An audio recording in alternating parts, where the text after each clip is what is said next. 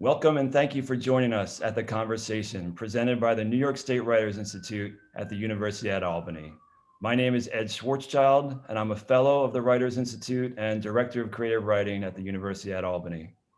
Before I introduce today's guest, Mateo Askaripour, let me remind you that this and all our author interviews are posted on the Writer Institute's YouTube channel, and you can find them at the conversation on our website, nyswritersinstitute.org. You can also follow us on Facebook, Twitter, and Instagram. And of course, if you wish to support future programming like this, you can always make a donation at our website as well. We would always be grateful for that. Without further ado, it's just such a pleasure to welcome Mateo Askaripour to be with us here today in this virtual setting. Thanks so much for being here, Mateo. Thank you for having me. It's an honor. I can't wait to jump in. Yeah, I'm looking forward to having a conversation with you. I'll just say, just for our viewers, I'll say a few words. I mean, we're here. Mateo is the author of this fantastic book, Black Buck. I don't know if it comes across backwards now when I hold it up. It looks perfect to me. It looks even better when you hold it, actually. It's a great read. I just finished it, and it's a real thrill to have read the book. And I am not the only one saying that. We had Colson Whitehead is on the cover. He said, Askaripour closes the deal on the first page of this mesmerizing novel, executing a high wire act full of verve and dark comic energy.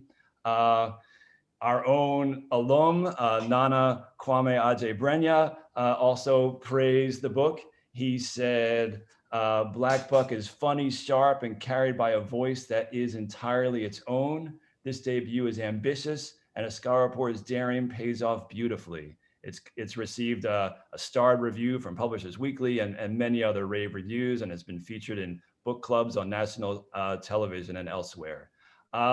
One way to think about the book, you can see on Mateo's website, it says, for fans of Sorry to Bother You and The Wolf of Wall Street, a crackling satirical debut novel about a young man given a shot at stardom as the lone Black salesman at a mysterious, cult-like, and wildly successful startup where nothing is as it seems. A hilarious, razor-sharp skewering of America's workforce.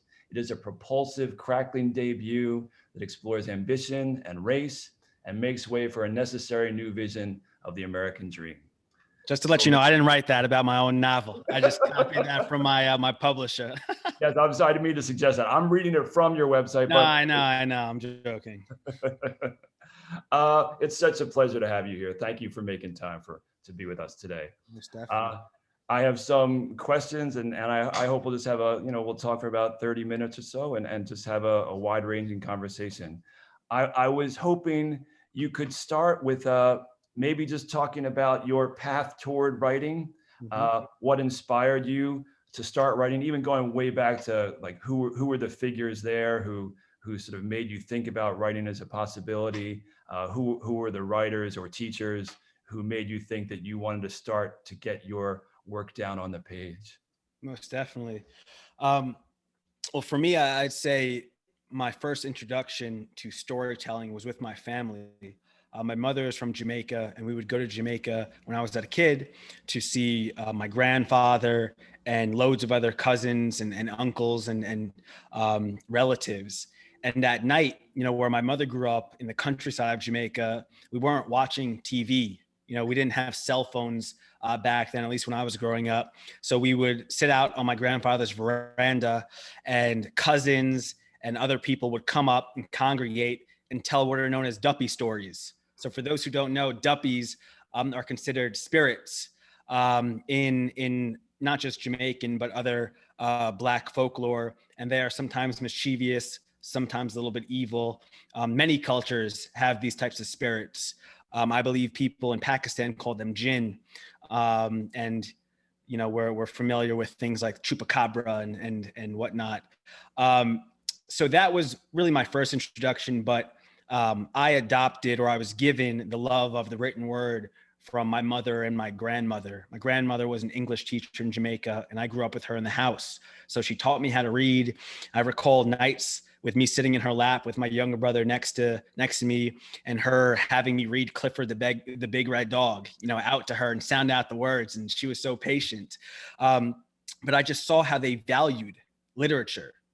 And I was a scholastic kid. I would get however much it was back then, $1 or a quarter for the book fairs and the monthly magazine. But I wasn't reading anything profound. I was reading Dr. DeSoto or like Franklin. He could count by 2 and tie his shoes and even do multiplication.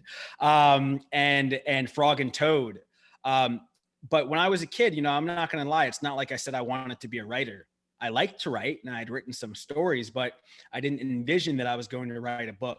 Later in life, in my early 20s, especially when I was working in the world of sales and startups, I said, yeah, I'd love to build my own company. And then when I'm 60 or so, after hopefully it would have been successful, I'll write one of those, like, this is how I did it, business books, which part and parcel, people could think of like 3 or 4 right now, Dale Carnegie and so forth. But it was when I became disillusioned with the world of startups and sales that I was in for almost 4 years. And it was so embedded into my DNA that I needed an outlet. So I began to write. And I was writing, tech focused and sales focused essays and articles, getting them published on some blogs. But it was in May 2016 when I began writing fiction that I realized, for me, writing fiction was a specific form of salvation. And I after I left my job, I doubled down, then tripled down on it. And it wasn't an easy road, but without making a long story even longer, I wrote 2 manuscripts. They didn't go anywhere, no representation, no deals. And it was when I was pushed past my own breaking point and reached creative rock bottom that I said, you know what? I'm not going to pander to the industry. I'm going to write the book that I want, to serve the people that I want in the way that I want. And fortunately, we see it behind me, Black Buck. Right. And in front. There you go. That's great.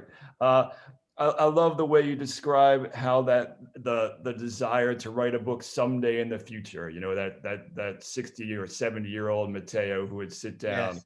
and write a book looking back.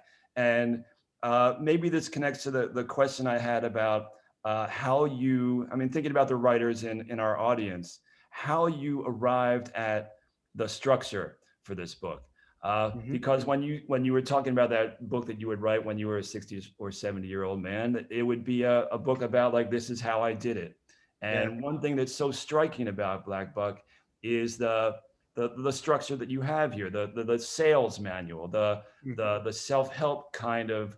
It's not a self-help book, but it has some of the structural principles of a self-help book. And I was wondering, was that something you knew immediately? Was that something you discovered as you wrote those sort of the parts in the book? Without giving too much away, there are parts in boldface that are more like a sales manual than the more narrative-driven portions of the book. How did you figure all that out? Sure. And thank you for bringing up all the writers who are watching this. Writers, I'm so thrilled and privileged that you're watching this right now. And I wish all of you the best of luck. But for me, so I knew from the beginning, and with this manuscript, I knew that I wanted to begin it in January 2018, but I didn't know exactly when. This would be the 3rd manuscript that I worked on. And the author's note just hit me one night. It's January 8th. I don't even write at night. It hit me. And I wrote it down, and I had a friend at my parents' house, because I was living at my parents' house at this point. I had moved back. I had left the world of startups and sales, and I was sort of starting over. I was reinventing my life and myself and my own career. And I beckoned my friend and I said, come in, come, like, let me read out loud what I just read. And I read out the author's note, and she said, you just wrote that? I said, yeah. And today, the author's note is largely unchanged from when I first wrote it. There are some differences, but I bring this up to say that I knew I wanted the book to double as a sales manual. I knew I wanted it to be metafiction and be told from the perspective of my protagonist, Darren, who then adopts the name Buck after he starts working at this company. So the author's note, even though some people don't really notice it, it wasn't written by me per se. It was written by Buck. It's signed by Buck. So I knew that I wanted it to double as a sales manual, because I I was hoping that it would be an engaging narrative, yes, but would be something that people could read and have some real takeaways, not only in terms of sales and a basic sales proficiency, but a few life lessons that could help push them forward and closer to success, however they define it. But it wasn't until the fourth draft that I said, you know what? Let me take this up a notch. Let me break the fourth wall. Very conspicuously, as you said, bolded out, saying reader, and then dispensing a piece of sales advice that could double as a life lesson, really hitting home the point of what I was doing. And for all the writers who are watching this, it's very important that we study and that we learn about writing, but it was important for me not to do that too much. Because if I was firmly entrenched in the establishment, and if I had all of that in my head, then I might have said, you know what, I've never seen anyone break the fourth wall in such a conspicuous way. I don't think it'll work. But I was free from that. So that's what I would say. Try to free yourself from any constraints that you have, because experimentation could pay off. Yeah, I think those sections work really powerfully in the novel. Was it hard to figure out how many to use, or how they fit in terms of the rhythm of the book? Yeah, that's a great question. I've never been asked this, but of course, you're coming from this world and this background, so you see the craft at work. That was a question of like how often to do it, because I wasn't looking to break all the time, right? This isn't House of, or this isn't Fleabag, for those who have watched those shows, and they break the fourth wall in different ways and different frequencies. For me, I wanted to break it when I thought that the reader would have appreciated it.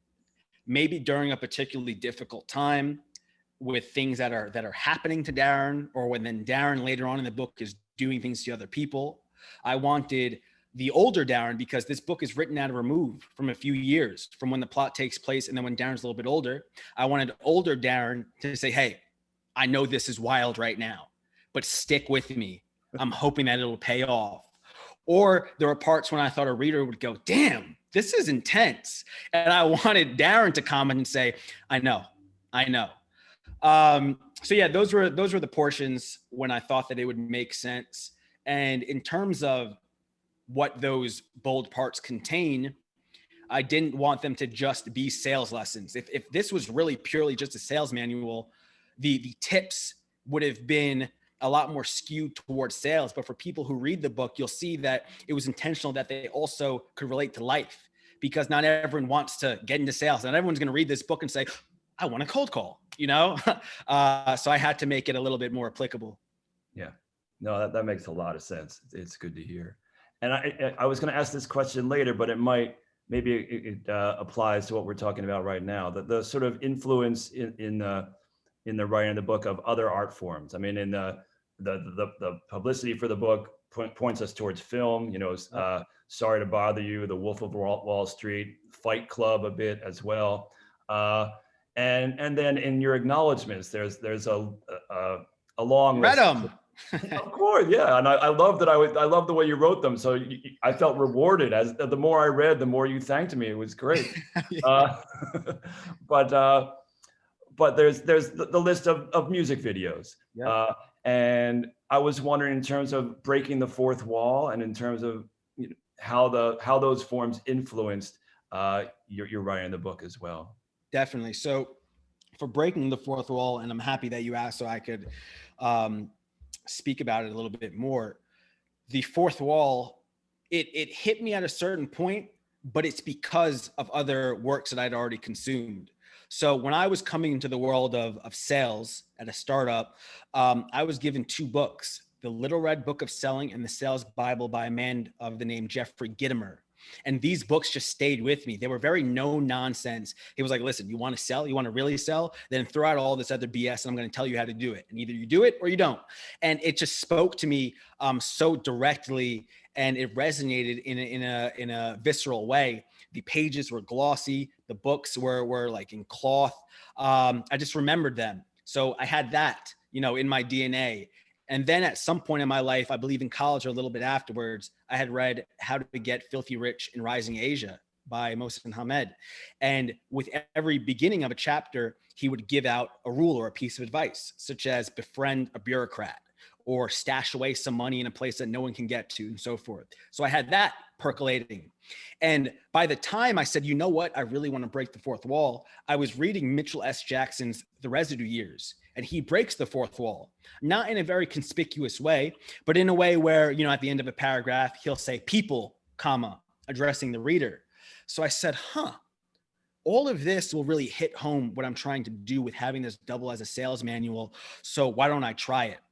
Now, in terms of all those other influences, I am someone who believes that originality is not dead, and that the best way, not the easiest, but the best way to have originality materialize in your work or create it is through synthesis, through looking at your life, or not even your life, but your angle on life and what you want to tell, and then thinking about all the other works of art that you've consumed. So there are portions of the book that are going to feel a little bit like the show Boardwalk Empire. Or, for example, the last thing I'll say on this, without giving too much away, is there are multiple climaxes in the book. That was inspired to me by these mobster movies, you know, like Goodfellas, where they're going to rob a bank, and then 20 minutes later, they say, you know what, why don't we rob an airline? There was always a bigger and better heist. So I said, why can't I translate that into my work and just ratchet it up and up and up, where things get bigger and bigger and bigger, and then come to this crescendo and it pop in a way. So yeah, the influence of all types of work was critical to this work. Yeah, no, that's great. I mean, I read somewhere that it might have been in the publicity material that you mentioned Stephen King's book on writing. Yep. And you mentioned how one thing you took from reading that book was the idea of taking your character and putting him in kind of difficult situations or scenarios. And that seems to speak to what you're describing now in terms of these ratcheting up of the sort of climaxes of the book. And it may, I mean, Darren/Buck goes through so much in the book. And I was wondering if were there ever moments where you thought, I don't know if I can get Darren out of this. Like I've put him in this situation. I know I want to get to this other climax, but I'm not sure I can rescue him now. Or were anything like that where you found yourself for a moment or for longer struggling to figure out how to get Darren on to the next thing he had to deal with? Yeah, most definitely. The thought. So from that first night, all I really knew was the energy I wanted to bring to the book, how it would, like, where it would be, maybe not exactly where it would be set, but knowing that it was going to deal with sales and startups. And I knew, let's call it a big climax that was going to happen. But then I had to figure out, how do I not only get him there, but how do I create these other extremes along the way? So the idea was, what are these other extremes? And then, as you're saying, how am I going to extricate him from these really tough and sticky scenarios where he not only comes out unscathed, more successful and stronger to get us to the end? So that definitely was tough. And there were some situations that I got him in where I'd gotten an agent, and then we had sold the book, and we had gone through one or two rounds of edits with my editor. And then by the third round, my editor says, you know what? I think you need to examine this one like big plot point a little bit, because it feels like it doesn't really make sense how he got out of it. Yeah. And I'm so happy that she brought that up, because when I had reread that specific part, I was like, oh my God, yeah, this is actually like, how did I not catch this earlier on? You know, I thought that I had crossed my T's and dotted my I's, and then I was very proud that there are no real plot holes. But this was one that, and I don't want to give it away because there are spoilers, but this is one where I had to go out into the woods. Like for me, when I need to think, I go out into nature, because I truly believe that nature has all the answers that we require. So I went for a walk, and I was like, how am I going to pull this off? And I was overthinking it. And then I said, oh, all I need to do is this, that, and the other. And once I got through the overthinking and that simple resolution came, then it worked out. Okay. I mean, I know you don't want to, and I understand not wanting to do a spoiler, but after the interview, I want to hear. Yeah, definitely. Yeah. I want to hear what that was. I'm going to come back to that when we're done recording. Yeah. Let's see. Well, I mean, this is another element of the book that I think is another element of balance, like we were talking about with the fourth wall, of how to do something enough and how to know when you've done enough or when you need more. Uh, the book has this great way of moving between humor and Mhm. horror Mhm. that you've mentioned in some interviews, and I wondered if you could talk more about achieving that balance too. I mean, not wanting your readers to only have the, I mean, maybe horror is not the best word, but No, I know what you're saying. uh, how did you balance the humor of the book, which is real and sort of propels you through, and the horror that kind of almost repulses a little bit, or pushes, you know, just makes you kind of stand back from the narrative for a moment. Those two poles, how did you work between them? Yeah. And the answer I'm going to give is not exactly about craft, but it is what allowed me to do this, in that I was very clear about my aims with this book from the beginning, and they only became clearer over time. And I wrote my aims out. I had an index card with 10 or 11, or maybe it was 7 to 10 different goals that I had in mind for this book, what I wanted to do, how I wanted it to resonate with people. And I read that every day before I wrote, so that it would just guide me. And then as I was writing, I was going off a lot on feeling. You know, whoever has watched Finding Forrester, this will not be foreign to you, but our JD Salinger type character says you write your first draft with your heart and you edit the second with your mind, or you edit with your mind. And I took that into the core of myself, to where I allowed myself to have fun on the page. And people can feel that. They're like, yo, were you having the funnest time writing this? I said, most definitely, even though there were parts that were difficult. So for me, allowing myself to be guided by my aims and to go off of feeling helped me know that, okay, we're going to have fun right now, but this can't all be fun, because if it's all fun, then we're straying away from the reality that I'm looking to depict. And if we're straying away from the reality that I'm looking to depict, then this will really go full satire or full absurdity or full farce. And that's not what I'm doing, right? It's cool if people want to call this a satire. And I knew that I was writing things that were absurd and satirical in it. But as I was writing this, for the most part, Ed, I said, this is very sincere and earnest. So I allowed it to guide me, and I didn't think about it too much. I'm just naturally disposed to being fun and making light sometimes of tragic moments after I've already felt them and gone through them, and had to make sure that I didn't get pulled into the undertow. And I allowed that to just come out onto the page, and it worked. And the last thing I'll say is, there were a few times when I was like, okay, am I taking this humor too far, or am I going in too dark of a place? And I had to, you know, ask myself, am I being intentional, and re-guide the narrative if I ever felt it was going too far in one place. Yeah, no, that's great. Thank you. Uh, a slight shift and a question that it's been interesting to watch how you've handled this question in the different ways that I've seen in print and on video. I mean, because you worked in sales, because you have the startup background, there's a natural tendency for people to kind of push you to talk about the autobiographical element of, or lack thereof, Mm-hmm. of the novel. And I love how you've handled that by sort of depending on the day, you know, Trolling. different kind of percentages, right? Yeah. 38, 27, you know, Yeah. whatever. I think that's a great way to push back against that question. And I'm not really interested in that question. I mean, you can talk about it if you like, but I think you've probably talked about it enough. I mean, it just seems like everybody's asking you that. Mm-hmm. What I'm more interested in is just the way, as a writer, dealing with your main character, Darren slash Buck, like what was that relationship like for you? Yeah. What when did Darren ever disappoint you? Did Darren surprise you? Did your feelings about your main character shift as you kept working on drafts of the book and going back and forth with it? What was like the history? What's the history of the relationship Yeah. between Mateo and Darren? Great question. And yeah, when I answer those with different percentages, it's not to disrespect anyone, but it's also to poke fun at it, because everyone's asking. So, oh man, this is so good. The relationship between me and Darren. This is great. Um, I met Darren on January 8th when I began writing that author's note, you know, and he spoke to me, and then he flew out of my fingers, and I got to know him and all the characters more as the narrative went on.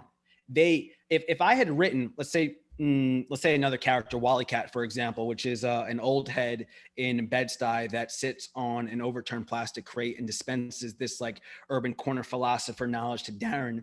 But Wally Cat is he's extremely intelligent and has his own background.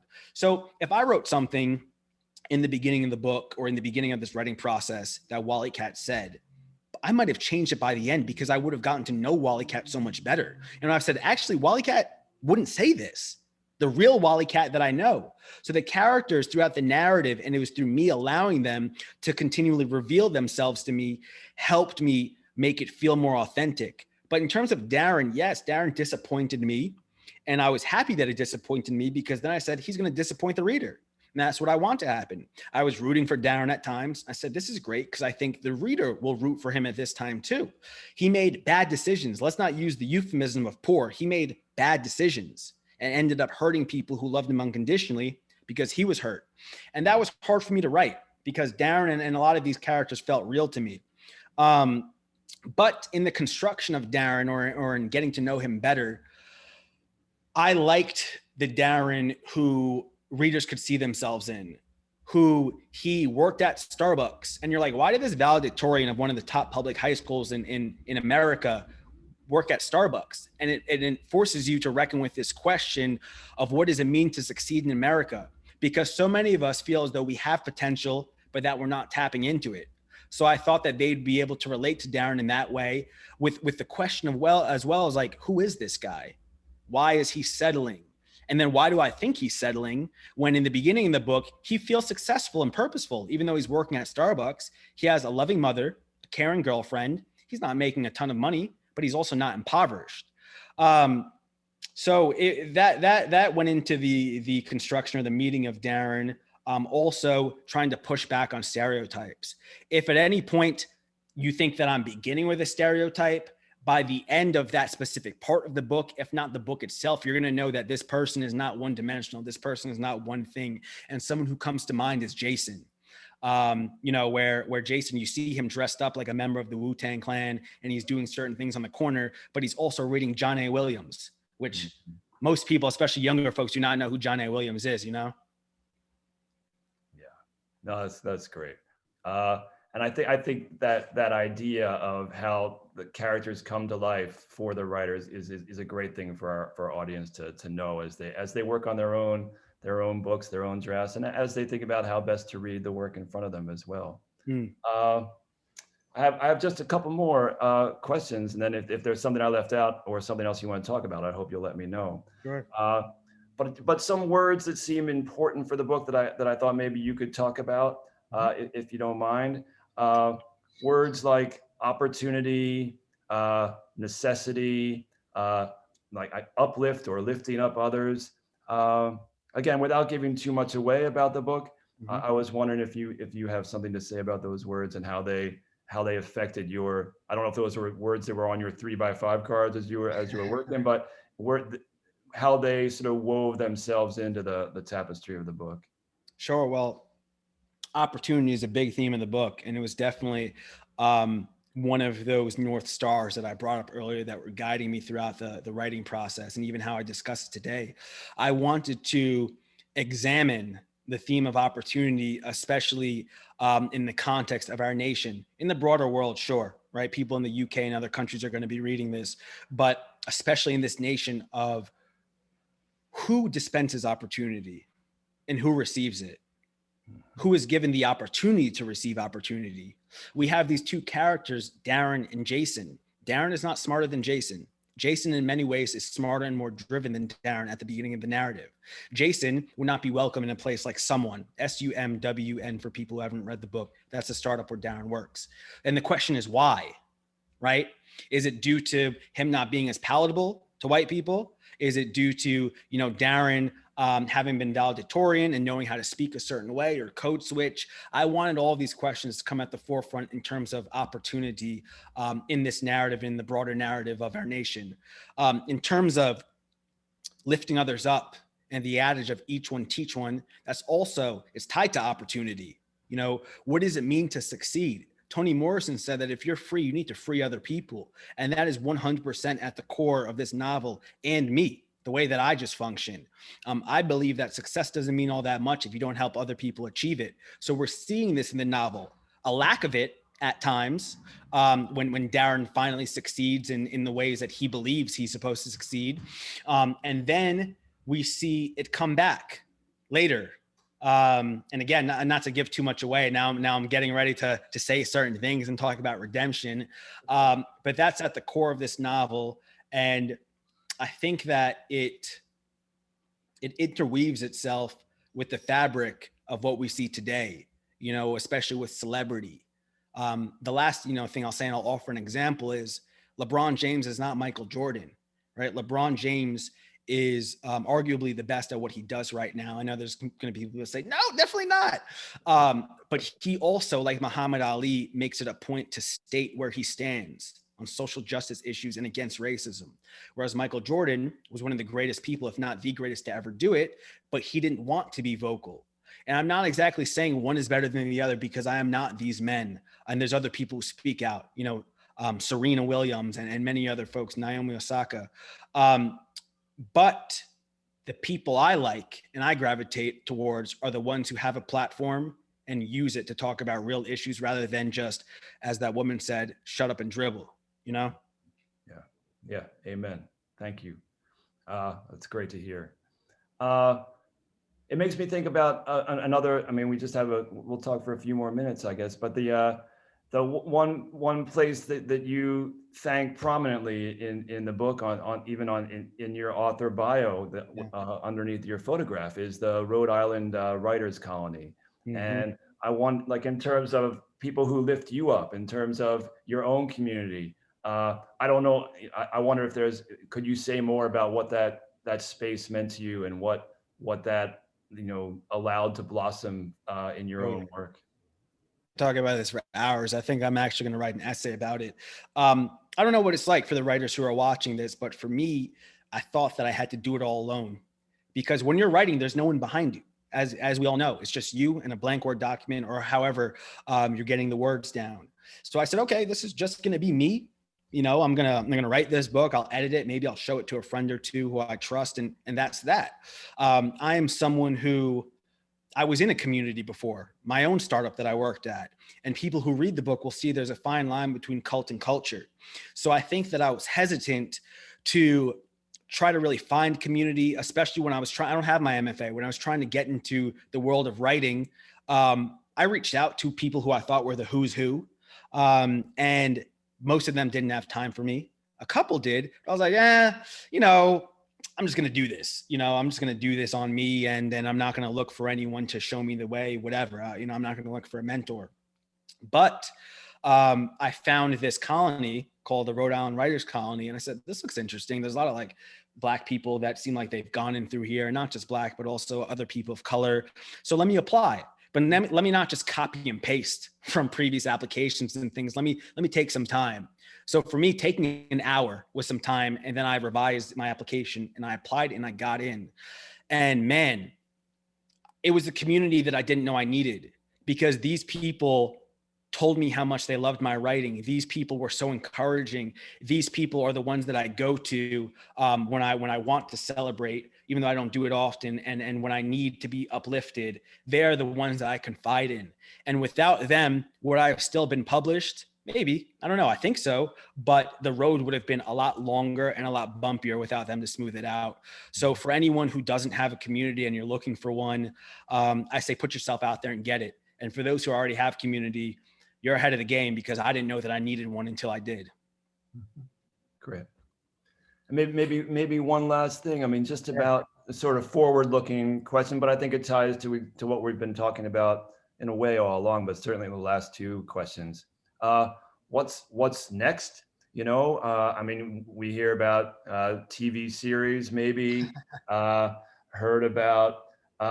Maybe you want to say something more about, I looked online to find a little bit about Defy Ventures. Looks like an incredible organization that speaks to what you were just talking about. I'm not sure what Sure. I know that was on, I saw that on your website as well. Yeah. So what are you up to now? What do you see for the future? And what do you, I mean, and if you want to ask, if you want to answer this too, what's going to happen to Darren? You might want to, I don't, that's up to you. Yeah, I'm not going to answer what's going to happen to Darren because I don't even know, to be honest. But yeah, we're working on some Hollywood type stuff, and hopefully some news will come out soon. I've been interacting with people there for about a year now, and it's a very different world than publishing. In some ways, in many ways, I prefer publishing to it, but I'm happy to be there and happy to be playing a role in whatever this turns into. In terms of working on other things, I have other ideas for books, and I am working on. Working is relative. I say I'm working on another book, but it is difficult to spend any time on it now because I'm just so present in the moment of promoting Black Buck. So I'm giving myself some time to just live here, interact with great people like you, and try to connect with as many readers as possible. And then when it's time to focus on that next work, I will. Yeah, so that's what I got going on right now, trying to stay hydrated and healthy and happy. Amen. I know I apologize. I've been drinking water every night. I've been drinking it. It's all right. I'm not depriving myself. I know what you're talking. But Mateo, thank you so much for making time for us. Everybody out there, Black Buck is the book we've been talking about. You should check it out. It just came out in January. It's once you start reading it, you won't be able to put it down. But if you were all here, we could join in a round of applause for Mateo for taking time to be with us. So thank you so much, Mateo. Thank you for having me. It was a pleasure.